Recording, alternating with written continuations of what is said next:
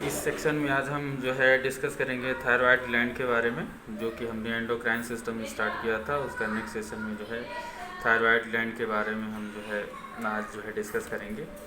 सबसे पहली चीज़ की जो थायराइड ग्लैंड होता है वो जो है नेक रीजन में होता है, नेक में होता है और नेक में जो है सिचुएटेड होता है। जो ये लैरिंग्स और ट्रैकिया के सामने होता है, ठीक है। जिसमें जो है आपकी जो सर्वाइकल वर्टिब्री आती है फिफ्थ, सिक्स्थ और सेवेंथ। फिफ्थ, सिक्स्थ और सेवेंथ सर्वाइकल वर्टिब्री जो आती है, और उसके अलावा जो है आपके जो फर्स्ट थोरेसिक वर्टिब्रा आता है, ये जो है इस रीजन में ही होते हैं जहाँ पे जो है आपका थायराइड ग्लैंड जो है प्रेजेंट होता है। थायराइड ग्लैंड जो है जहाँ पे सिचुएटेड होता है, ये बहुत ही ज़्यादा ये वैस्कुलर, हाईली वैस्कुलर ग्लैंड होती है। इसका वेट जो होता है करीब करीब 25 ग्राम होता है, और ये जो है फाइब्रस कैप्सूल के द्वारा सराउंडेड होता है। मतलब कि जो ग्लैंड होती है ये जो है हाईली वैस्कुलर ग्लैंड होती है, और इसका जो है जो वेट होता है 25 ग्राम के अराउंड होता है, और ये जो है फाइब्रस कैप्सूल के द्वारा सराउंडेड होती है। दूसरी चीज़ क्या है कि इसका जो शेप होता है, इसमें जो है दो लोब होते हैं, दोनों साइड जो है दो साइड होती है इनकी, दोनों साइड में एक एक लोब होते हैं। और ये जो है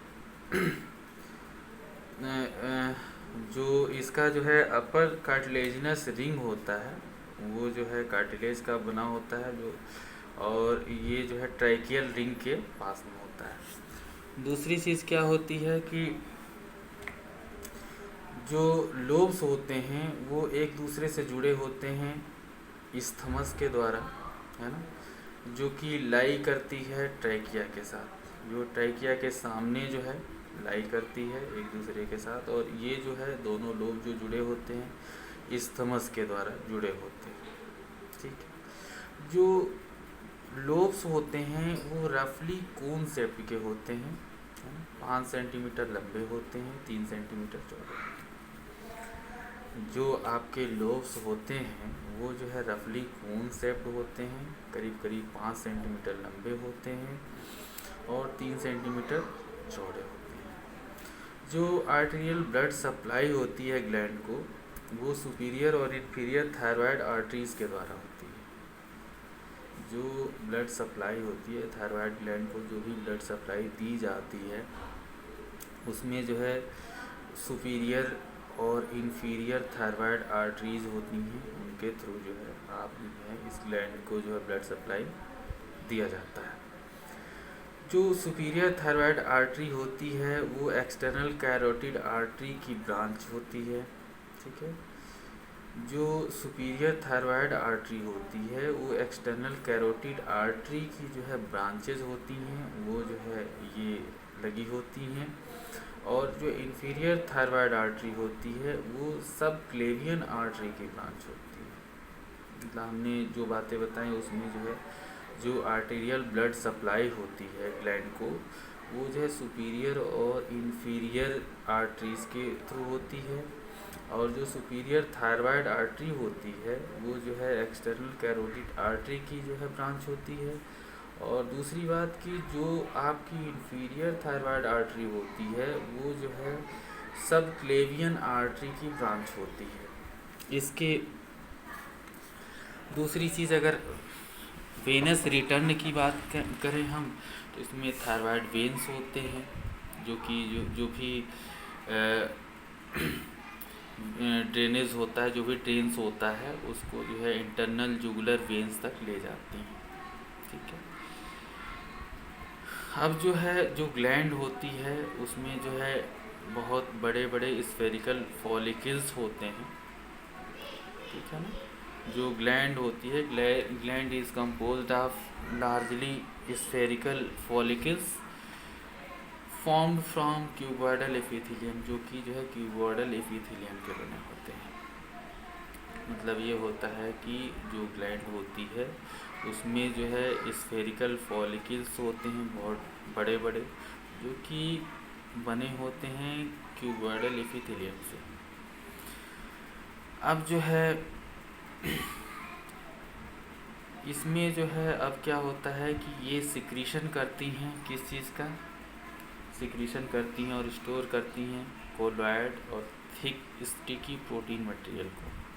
ठीक है, किसके बीच में, फॉलिकल्स के बीच में या फिर दूसरी सेल्स के बीच में, सिंगली मतलब सिंगली या फिर थोड़े से ग्रुप में, स्मॉल ग्रुप्स में, है ना। इसमें जो है पैराफॉलिकुलर सेल्स भी होती हैं, इनको जो है सी सेल्स कहते हैं, जो कि कैल्सिटोनिन का सिक्रीशन करती हैं। इसी से मतलब टोटल क्लियरिटी ये हुई कि जो सिक्रीशन होती है और स्टोरेज होता है कोलॉइड या थिक स्टिकी प्रोटीन मटेरियल का, जो कि फॉलिकल्स के बीच में होती हैं, सेल्स और दूसरे सेल्स के बीच में होती हैं, सिंगल होती हैं या फिर स्मॉल ग्रुप्स में होती हैं, इनको जो है आप पैराफॉलिकुलर सेल्स बोलते हैं और इनको सी सेल्स भी बोलते हैं, जो कि कैल्सिटोनिन नाम की जो है हार्मोन का सिक्रीशन करती हैं। अब जो है जो थायराइड हार्मोन्स होते हैं, इसमें अगर हम बात करें तो इसमें T3 और T4 दो तरह की हार्मोन्स होती हैं हमारी, ट्राईआइडोथायरोनिन और टेट्राआइडोथायरोनिन। जो टेट्राआइडोथायरोनिन होता है उसको थायरॉक्सिन भी कहते हैं।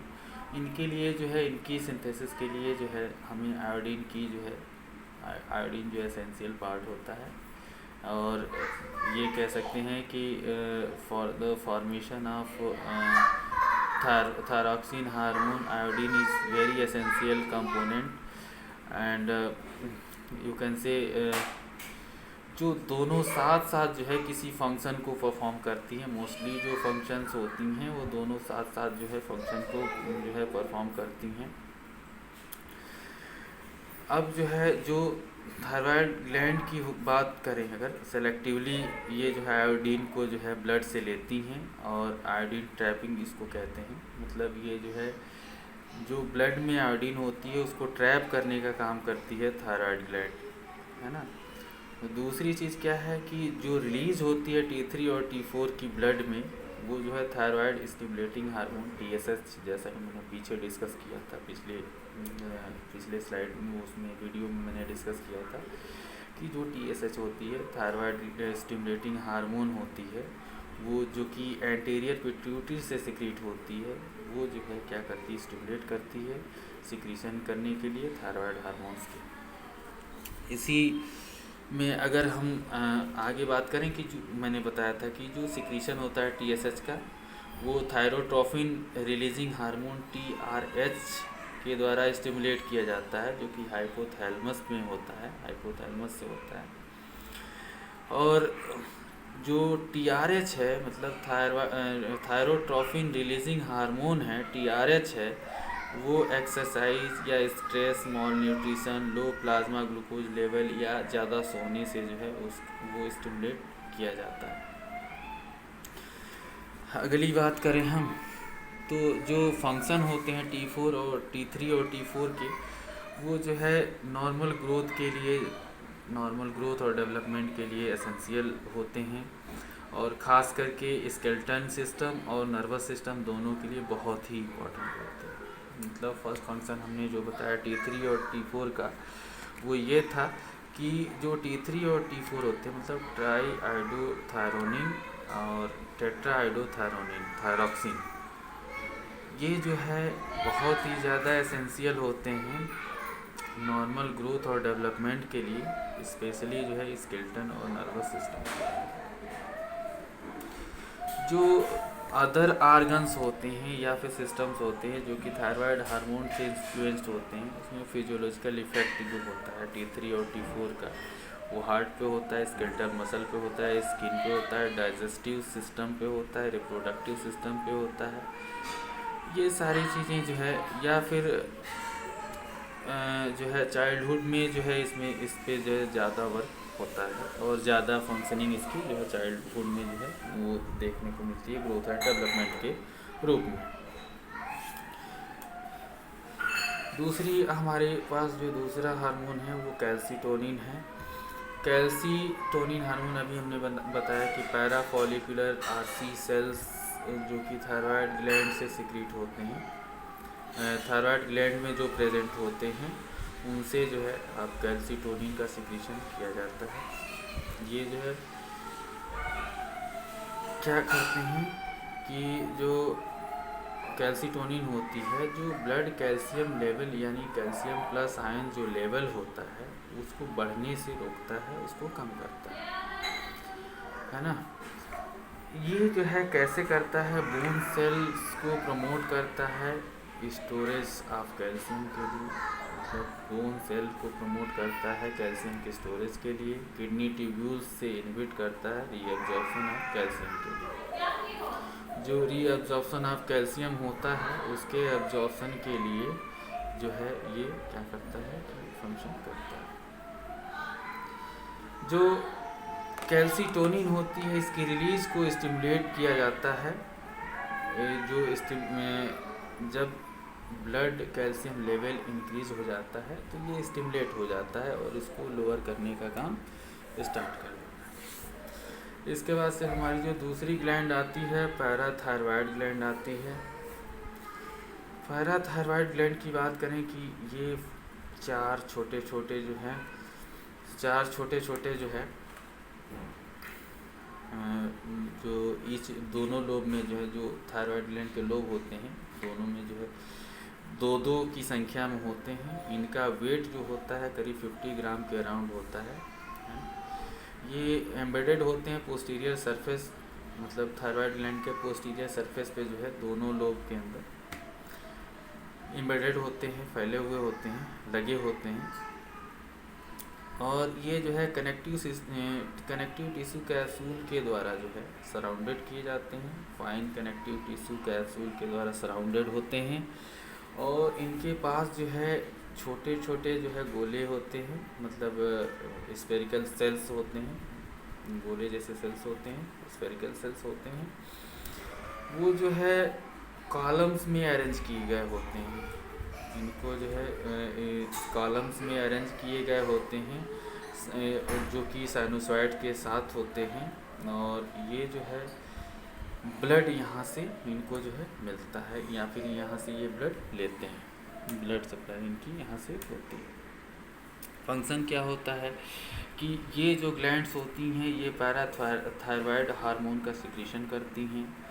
और ये सिक्रीशन जो होती है वो ब्लड कैल्शियम लेवल के द्वारा जो है रेगुलेट की जाती है। जो मेन फंक्शन होता है पैराथायरॉयड ग्लैंड हार्मोन का वो होता है ब्लड कैल्शियम लेवल को इंक्रीज़ करना। जो मेन फंक्शन होता है पैराथायरॉयड हार्मोन का वो होता है कि ब्लड कैल्शियम लेवल को इंक्रीज़ करना। ये जो है ज़्यादा से ज़्यादा कैल्शियम का एब्जॉर्प्शन को जो है स्मॉल इंटेस्टाइन से या किडनी रीनल ट्यूब्यूल से जो है रीअब्जॉर्प्शन की प्रोसेस से जो है ये लेवल को बढ़ाते हैं। मतलब जो फंक्शन होता है वो इस तरीके से होता है कि जो ग्लैंड सिक्रीट करती है वो पैराथायरॉयड हार्मोन होता है और इसकी सिक्रीशन जो है वो ब्लड कैल्शियम लेवल के द्वारा रेगुलेट की जाती है। ठीक है, जो मेन फंक्शन होता है पैराथायरॉयड हार्मोन का वो ब्लड कैल्शियम लेवल को इंक्रीज़ करना होता है। और ये जो है कैसे संभव हो पाता है, ये स्मॉल इंटेस्टाइन और किडनी ट्यूब्यूल से जो रीअब्जॉर्प्शन होता है वहाँ से इनका एब्जॉर्प्शन करा के जो है इनकी जो कैल्शियम जो ब्लड कैल्शियम लेवल है उनको जो है हम बढ़ाते हैं। जो हमारे पास नेक्स्ट ग्लैंड होती है वो होती है एड्रिनल ग्लैंड। इसको जो हम नेक्स्ट स्लाइड में जो है आपके जो है वो वीडियो में जो है एक्सप्रेस करेंगे। तब तक के लिए इसको